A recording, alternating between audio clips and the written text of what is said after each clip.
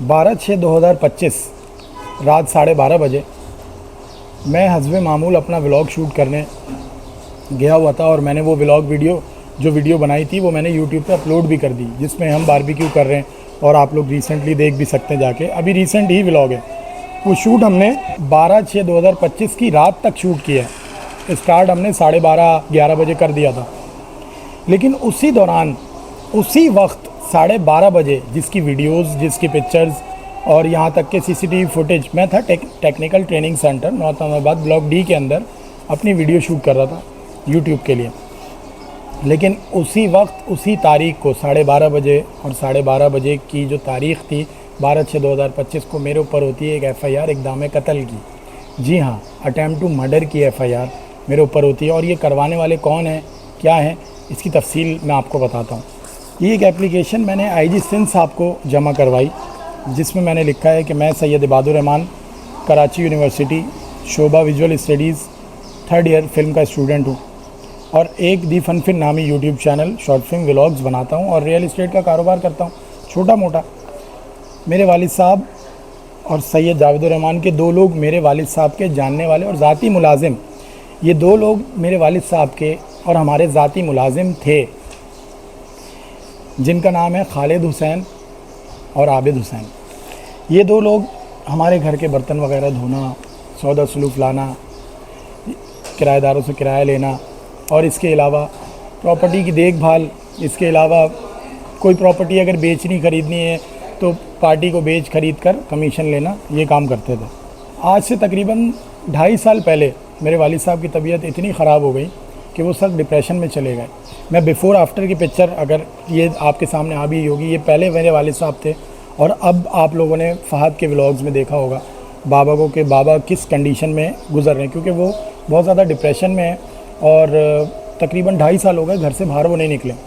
अच्छा, बाबा के बारे में एक चीज़ बताऊं, बाबा घर में टिक के बैठते ही नहीं थे, काम करते रहते थे हर वक्त। कोई प्रॉपर्टी ख़रीद ली, कोई कंस्ट्रक्शन कर ली, इस तरीके का था सारा मामला। खैर, ये दोनों बाबा के साथ साथ होते थे और जो भी बाबा का प्रॉपर्टी से रिलेटेड काम था, जो भी बाबा का बिज़नेस था, वो ये लोग संभालते थे बाकायदा। हमें बाबा ज़्यादा इस वजह से नहीं करते थे क्योंकि हम अपना वीडियोस बना रहे हैं, अपना यूनिवर्सिटी के अंदर पढ़ रहे हैं, तो बाबा कहते थे बेटा तुम लोग अपनी पढ़ाई कंटिन्यू करो, एक वक्त आएगा जब तुम लोगों को मैं ये संभालने के लिए दे दूँगा। लेकिन इन लोगों को मैंने बचपन से पाला है, बच्चों की तरह पाला है, तो इनको मैं अपना बच्चा समझ के अपने साथ साथ ही रखता हूँ, तो तुम लोग परेशान मत हो। मैं ज़्यादा परेशान रहता था, मैं बाबा को यही कहता रहता था कि इन लोगों के अंदर ऐसी क्या बात है जो हमारे अंदर टैलेंट नहीं है, मैं आपका काम संभाल सकता हूँ, आप मुझे दें जिम्मेदारी। तो बाबा कहते थे बेटा प्रॉपर्टी की काम है तो काफ़ी मसले मसाइल भी होते हैं, तो आप लोग अपना वीडियोस बनाते रहो, अपनी पढ़ाई कंटिन्यू करो। खैर, मैं फिर भी जाता था, ऑफिस बैठता था, देखता था, थोड़ी बहुत नोहाव थी मुझे। खैर, तो 2.5 साल पहले जब बाबा को सख्त डिप्रेशन हुआ, जिसकी वजह से बाबा घर पे बैठ गए, तो बाबा ने अपने तमाम मामलात, यही खालिद हुसैन और आबिद रशीद जो दोनों भाई हैं, इन दोनों को बाबा ने अपने तमाम मामलात संभालने के लिए कहा कि भाई ये जो किराएदारी है, ये जो लोगों को, क्योंकि जब बंदा काम कर रहा होता है तो कुछ लोगों ने इन्वेस्ट भी किया हुआ होता है और कुछ लोगों से पैसे लेने भी होते हैं। तो जिन लोगों ने इन्वेस्ट किया हुआ था उनको मेरे मत्थे मार दिया कि भाई इनके पैसे वापस करने, और जिन लोगों को पैसे देने थे मुझे कहते गए कि इनको 10 लाख देने, तो मैं इनको 10 लाख दे रहा हूँ, क्योंकि मुझे इतना ख़ास पता नहीं था कि यार कोई लिखा पढ़ी या क्या चीज़ क्या होती है। बस जो चीज़ मेरे सामने ला के बंदा बैठता था कहता था, इस तरीके से इन्होंने मुझे जहाँ जहाँ बताते गए मैं वहाँ करता गया। क्यों? क्योंकि बचपन से हमने इनको देखा बाबा के साथ साथ लगे हुए, तो मैं भी भरोसा करता था और बाबा भी भरोसा करते थे कि नहीं यार ये लोग साथ दे रहे हैं और जो बता रहे हैं सही बता रहे हैं। लेकिन बाद में जब मुझे असल कहानी की हकीकत पता चली, वो ये थी कि भाई ये जो लोगों को, जिन लोगों को ज़्यादातर पैसे दिलवा रहे हैं उनको पैसे देने ही नहीं थे, बल्कि ये ख़ुद उनसे वसूल कर रहे हैं। अगर किसी बंदे ने, कोई बंदा बैठ के गवाही दे रहा है कि 10 लाख रुपये लेने हैं मुझे, तो वो 10 लाख रुपये उसने नहीं लेने हैं, वो 10 लाख रुपये ये लोग ले रहे हैं। इनको पता चल गया कि भाई इसके साथ हम पैसे निकालते रहेंगे और जो हम इनको देते रहेंगे, तो इनको मज़ा आने लगा। खैर, जब इनको ये पता चला कि मैं पैसे दे दे के बिल्कुल खाली हो चुका हूँ, मैंने इनको बताया भी कि भाई अब पैसे बिल्कुल मेरे पास ख़त्म हो गए, तो फिर इन्होंने क्या किया, इन्होंने मुझे बड़े तरीके से फंसाया। इन्होंने मेरे साथ एक प्लॉट का सौदा करवाया, मुझे कहा आप ये ख़रीद लें, वारे की जगह है। इसी तरीके से बाबा को मशवरे देते थे कि वारे की जगह बाद में जो है ना फ़ायदा देगी। तो बाखुदा मैंने वो जगह फ़ायदे के लिए नहीं, मैंने ये कहा कि यार चलो 2-3 लाख रुपए का फ़ायदा हो जाएगा, जिसको जो पैसे देने वो ले लेंगे। इन्होंने क्या किया, वो प्लॉट ख़रीदवाया जिसकी कीमत थी कोई 15 लाख रुपए। कच्ची आबादी, सेक्टर 7 है, बिलाल कॉलोनी, नॉर्थ कराची का प्लॉट था। वो प्लॉट मुझसे ख़रीदवाया और फिर उसके बाद वो जब कागजात की लिखा पढ़ी हो रही थी तो वो सारा, क्योंकि ये मुलाजिम थे तो ये अपना लिखा पढ़ी करते थे, गवाही में नाम डालते थे, इन्होंने की और इन्होंने अपने पास रख लिया उसको संभाल के। फिर इन्होंने कहा कि यार जो हाफ़ पेमेंट रह गई है वो ट्रांसफ़र कर दें या वो मुझे दे दें, तो मैंने अकाउंट में ट्रांसफ़र कर दी। ट्रांसफ़र की तो इन्होंने क्या किया, अपने अकाउंट से निकाल के जो पार्टी थी उसको पेमेंट दी और कहा फुल एंड फाइनल का एग्रीमेंट मेरे नाम पे बनेगा, क्योंकि मैं जो हूँ ना ये पेमेंट मैं कर रहा हूँ। से तो आपको पता है 15 लाख रुपए में खरीदी थी इसने, सही है। अभी इसको पैसों की बहुत अशद ज़रूरत है, ये 13 लाख रुपए के अंदर बेच रहा है। जाम ने इसके 12.5 लाख रुपए लगा दिया, नहीं दे रहा। इसको फिलहाल 10 लाख रुपए की ज़रूरत। हम इसको 8 में भी कोशिश करेंगे भाई, ये तो 8 लाख रुपए रख ले, बाकी का तो हमें टाइम दे देना, मान जाएगा ये अल्लाह का बंदा। अगर ये बात भी सेटिंग है तो मैं तो बोलता हूँ ये जगह आप लेकर डाल दो ना, जगह बराबर वाली बहुत अच्छी है, कॉर्नर की जगह है ना, कल को इंशाल्लाह रोजी दे जाएगी अल्लाह ने चाहा तो। आप इसके लिए ज़हन बनाओ, इंशाल्लाह कल के दिन में कुछ सेटिंग बनाते हैं इंशाल्लाह। मेरे को समझ में आ रही है इतने में ना, 13 में ये सब जाम ने 12.5 लाख रुपए लगाए, नहीं दिया इसको ना, तो अशद ज़रूरत है इसको, इसीलिए बोला खाली 13 में करवा दो, मुझे अशद 10 लाख रुपए की ज़रूरत है। तो इसको ये बोलेंगे भाई हम 6-7 लाख रुपए हैं, 8 लाख तो ये ले ले, बाकी का तो हमें टाइम दे देना, कब्जा भी ले लेंगे इससे। क्या बोलते हैं, मशवरा कर रहा हूँ आपसे। बात अच्छी बात भी बराबर जो जगह ली थी ना शहजाद भाई से, अगर हम ऐसे छोड़ देंगे तो बोलेगा कुछ किया नहीं इन लोगों ने, कब्जा वब्जा जो है ना सही से लिया नहीं है। तो मैंने जो है ना ये भंग बसरा मैंने इसके अंदर डाल दिया है, ये गता मता, ये मैंने उसको बोला कि ऐसे जो है ना ये जगह प्लेसर करवाएंगे, ये वो है, तो कब्जा मैंने उसे लिया है ना। बाकी कोई मसला नहीं, जब आप बोलेंगे उसी वक्त इंशाल्लाह ये सामान यहाँ से निकाल देंगे, सही है ना बात भाई। अच्छी बात है ना, आपको बताना अच्छी बात है, आपके इल्म में एक बात डालना अच्छी बात है। खैर जब फुल एंड फाइनल का एग्रीमेंट खालिद हुसैन ने अपने नाम का बना लिया तो थोड़े दिनों बाद वो उसको बेचने के लिए खड़ा हो गया। और जब बेचने के लिए खड़ा हुआ तो जिससे मैंने प्लॉट ख़रीदा था वो उसने मुझे आगे बताया कि भाई ये तुम्हारा प्लॉट बेच रहे हैं, आपको पता है।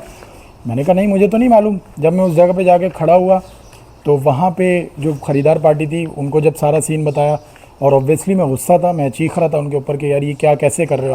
क्या बात है भाई, लाखों करोड़ रुपए के मामला आते हैं भाई, अरबों रुपए के मामला आते हैं, अरबों रुपए के मामला आते हैं। वालिद साहब से जाके पूछो, वालिद साहब को यही बुला लूं, वालिद साहब से जाके पूछो क्या वालिद साहब अभी दिमाग क्या दुनिया से चलेगा वालिद साहब, अल्लाह ना करे। अभी सही हो गया माशाल्लाह, अभी दुनिया से चलेगा वालिद साहब। 50 लाख देने तो उस टाइम सही नहीं थे, नहीं दुनिया से चलेगा क्या वालिद साहब, ये क्या कर रहे हैं, ड्रामेबाजी नहीं कर रहा, ड्रामेबाजी मैं नहीं कर रहा। पार्टी ने बोला अगर कोई मसला है तो हम जो है ना इसको नहीं खरीद रहे। तो फिर उसके बाद इन्होंने इलाके में किसी और बंदे को बेच दिया। जब बेचा तो मैं मजबूर हो गया, क्योंकि अब बाद में मुझे पता चला कि सीन असल में है क्या। असल सीन ये है कि जब बाबा की तबीयत ख़राब हुई थी तो ये भाई साहब बाबा के पास आए थे। इन्होंने कहा था कि मुझे जो है पावर ऑफ अटॉर्नी दे दें, तो मैं अगर कोई चीज़ बेच रहा हूँ या कोई चीज़ ऐसी आपकी निकाल के पैसे किसी को देने की कोशिश कर रहा हूँ तो वो जो है कोई मुझसे इस वजह से नहीं ख़रीद रहा कि वो कह रहा है तुम्हारे पास अथॉरिटी क्या है, जावेद भाई को बुलाओ, मतलब मेरे वालिद साहब को बुलाओ। तो कह रहा है इस वजह से लोग कुछ बोले ना तो आप मुझे पावर ऑफ अटॉर्नी दे दें। बाबा ने बोला यार बच्चा है मेरा, अपने हाथों का पला हुआ है और जो इसको थोड़े मामलात भी पता हैं ज़्यादातर प्रॉपर्टी के, तो कोई बात नहीं इसको मैं बाबा को मना कर रहा था, लेकिन खैर कुछ भी हुआ पावर ऑफ अटॉर्नी दे दी। जब पावर ऑफ अटॉर्नी दी तो भाई ने अपना असल रूप और रंग दिखाया, और इसमें इन्होंने क्या किया, इन्होंने चीज़ें जगहें बेचना शुरू की और पैसों का कुछ अता पता नहीं। ना उन्हें पता था, ना आपको पता था, ना हमें पता था, किसी को मिलेंगे का जो लोग मिलेंगे मुखलिस नहीं मिलेंगे, शादी वाले लोग मिलेंगे ना। सही बात।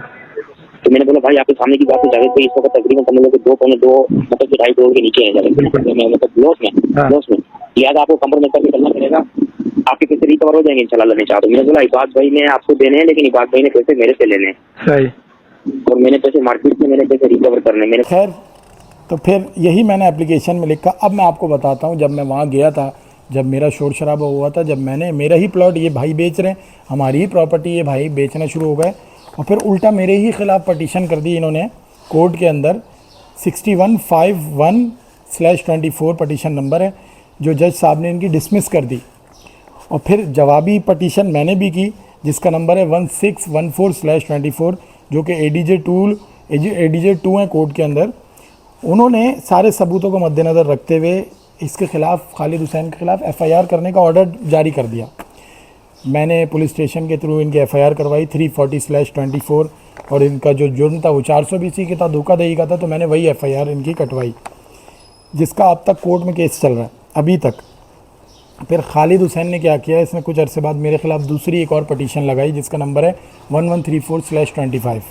ये सारी बातें बताने का मकसद ये है कि आप ये नंबर भी, अगर जैसे अगर कोई हैं वकील साहब हैं वो देख रहे हैं वीडियो, कोई जज साहब वीडियो देख रहे हैं, वो इस तमाम क्या नाम है जो डिटेल मैं आपको बता रहा हूँ ये देखेंगे तो उसमें साफ नज़र आ जाएगा कोर्ट में, और ये आपको स्क्रीन पे भी नज़र आ रही होगी।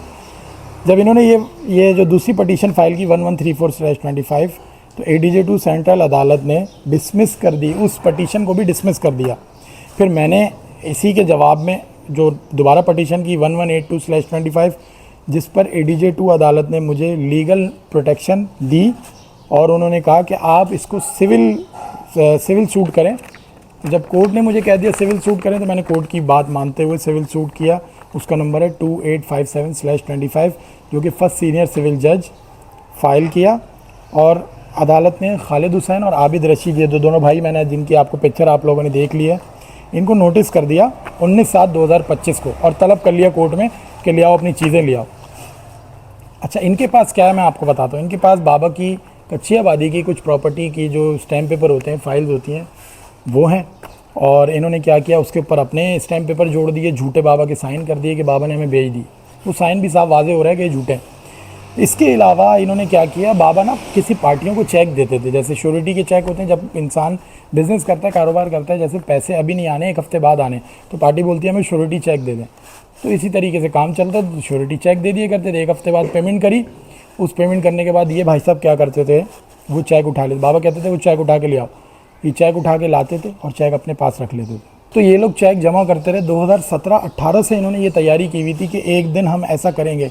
और मुझे लगता है कि बाबा यार इतना माशाल्लाह से उनका दिमाग था, इतना वो काम करते थे, घर पे बैठते ही नहीं थे। सिर्फ काम करना, प्रॉपर्टी का काम करना बड़ा दिमाग वाले का काम होता है। माशाल्लाह से इतना तेज़ उनका दिमाग था और इतनी सारी चीज़ें थी, कैसे किसी भी मुश्किल को हल कर लेते थे। तो जब वो ज़्यादा इतने डिप्रेशन में आ गए तो मुझे बजाते खुद मुझे ये फ़ील हुआ कि या तो इन्होंने कुछ खिलाया पिलाया बाबा को, कोई ऐसी चीज़ खिलाई जिसने डायरेक्ट दिमाग पे असर किया, खाने में मिला के या किसी चीज़ में मिला के। और ऐसा कर सकता है ऐसा इंसान जब वो चीज़ों पे भी कब्ज़ा करने की कोशिश कर रहा है, कब्ज़ा कर भी रहा है, चीज़ें बेच भी रहा है। और अब मैं आपको जो शुरू में मैंने आपको हरकत बताई थी, जो सुरजानी टाउन थाने में मेरी FIR करवाई है 12 तारीख 6 महीना 2025 को, जिस वक्त मैं व्लॉग बना रहा हूँ TTC सेंटर अपना इधर नॉर्थ अहमदाबाद ब्लॉक D में, झूठी FIR मेरे ऊपर करवाई है। और लेवल आप देखें क्या किया, अपने कुछ दोस्तों के साथ मिलके अपने सगे भाई को जो आबिद है उसको यहाँ पे इधर गोश में गोली मार के, और FIR में ये लिखवाया है कि मैंने उसको गोली मारी है रात 12:30 बजे 12/6/2025 को। हालांकि 12/6/2025 रात 12:30 बजे मैं गवर्नमेंट के technical training centre north Ahmedabad block D के अंदर व्लॉग बना रहा हूँ। उसके अंदर मैंने एप्लीकेशन में भी ये लिखा कि मैं व्लॉग भी बना रहा हूँ, वीडियो भी बना रहा हूँ, बारबेक्यू की तैयारी भी कर रहा हूँ। जो मैंने फुटेजेस लगाई हुई है इसके अंदर, वीडियो के अंदर भी। एक चीज़ होती है CDR कि आपकी सिम कहाँ मौजूद है, आपका मोबाइल कहाँ मौजूद है। और जो मेरे साथ लोग हैं, मेरे साथ शाहजेब है, निहाल है, इसके अलावा हसन है, ये लोग सारे मेरे साथ वीडियो बना रहे हैं, मेरा कैमरामैन वीडियो बना रहा है। मैंने कहा आप सबका CDR निकालें, इस एप्लीकेशन में लिखा हुआ है। फिर वहाँ की CCTV फुटेज है, नॉर्थ अहमदाबाद ब्लॉक D का एरिया है, कोई ऐसा तो नहीं है कि कोई कच्ची आबादी है, उधर सब जगह कैमरे लगे हुए हैं, वहाँ की फुटेजेस निकलवाई जाएँ। और फिर उसके बाद मैंने इसमें लिखा है कि इन्होंने जो FIR करवाई है, FIR का नंबर है सुरजानी टाउन, जो झूठी FIR है बिल्कुल, उसमें 776/25 FIR भी आप लोगों को शो हो रही होगी स्क्रीन पे। मैंने कहा कि इस पर एक GIT बनाई जाए, मेडिकल बोर्ड बिठाया जाए, ताकि पता चल सके कि ये खुद साख्ता ज़ख़म, मतलब या तो इसने ज़ख़म खुद बनाया या इसने खुद फायर किया अपने हाथ पे। और ये दोनों भाई कच्ची आबादी के रहने वाले, कच्ची आबादी जो कि इलीगल होती है उसके अंदर जो इनका घर है। तो इस चीज़ के सारे सबूत मेरे पास अल्हम्दुलिल्लाह अल्लाह के शुक्र है मौजूद हैं। अगर फेयर इन्वेस्टिगेशन होती है और ईमानदारी से इस मामले की इन्वेस्टिगेशन होती है तो साबित हो जाएगा कि मैं जो हूँ मैं सही बात कर रहा हूँ। और जो सामने वाली ये जो पार्टी है, खालिद हुसैन और मोहम्मद, ये जो आबिद हुसैन है, इन्होंने जो मेरे ऊपर झूठी FIR करवाई है सुरजानी टाउन के अंदर, वो साफ पता चल जाएगा कि इन्होंने ये खुद किया है ये काम।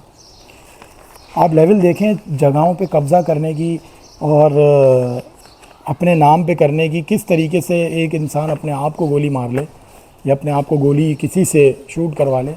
तो यार ये इससे बड़ी तो कोई बात है ही नहीं। तो मैं इस पे ये बोलूँगा कि वीडियो बनाने का मकसद ये है कि अगर मेरी फैमिली को या मुझे या मेरे दोस्तों को या मेरे इन केसेस के गवाहों को कुछ भी होता है, कोई भी नुकसान पहुंचता है, उसकी तमाम तर जिम्मेदारी खालिद हुसैन और आबिद रशीद की होगी। और इसके 2 भाई और भी हैं, उनकी भी वीडियो सामने नज़र आ रही होगी, उसका नाम जाहिद और हारून है। इन लोगों की होगी सरासल, सारी जितनी भी जिम्मेदारी है ना सब इनकी होगी। अगर मुझे कोई नुकसान होता है या मेरी फैमिली को कोई नुकसान होता है या मेरे गवाहों को या मेरे दोस्तों को कोई भी कुछ भी नुकसान होता है, इनकी तमाम तर जिम्मेदारी इनकी होगी। और अगर कोई इदारा या कोई जो इस मामलात को देखता है वो मुझे देख रहा है, तो सिर्फ मेरी ये अपील है कि इसको ईमानदारी से इसका जायज़ा लिया जाए और ये जो कहते हैं कि मैंने इन पे गोली चलाई है, इसके अंदर तमाम मामलात हैं। और अगर कोई भी इदारा मुझसे कांटेक्ट करता है तो मैं उसको ये सारी चीज़ें दिखाऊंगा। ये पूरी बुक बनी हुई है, ये मैं अपने साथ लेके बैठा हूँ। ये पूरी बुक है, इसके अंदर हर चीज़ शामिल है कि कब इन्होंने मेरे ख़िलाफ़ पटिशन की, कब मैंने किया, कोर्ट ने क्या जवाब दिया, कोर्ट ने इनकी हर पटिशन डिसमिस की, कोर्ट ने मुझे ये राइट दिया कि आपको लीगल प्रोटेक्शन मिलती है, कोर्ट ने मुझे बोला कि इसके ऊपर FIR कराओ क्योंकि मैंने सबूत पेश किए। खैर अल्लाह बेहतर करेगा, उम्मीद है आप लोग दुआ भी करेंगे मेरे लिए। मेरे पास सिर्फ अभी 24 तारीख तक की मुझे बेल मिली हुई है।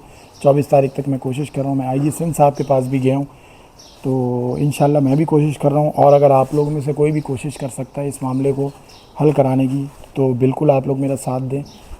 मेल पे कांटेक्ट कर सकते हैं या कहीं से भी, सोशल मीडिया है, इंस्टाग्राम है, फेसबुक है, इसके अलावा मैसेंजर है, सब जगह आप लोग अपना कांटेक्ट करना चाहें तो कर सकते हैं। बस मैं यही बोलूँगा एंड में खुश रहें, खुशियाँ बाँटें। और वक्ती तकलीफ़ है, अल्लाह बेहतर करेगा। इस वजह से ही मैं कंसिस्टेंट नहीं हूँ, ये पिछले 3 साल से मैं भुगत रहा हूँ। बाकी अल्लाह बेहतर करेगा, दुआओं में याद रखें। अल्लाह हाफ़िज़।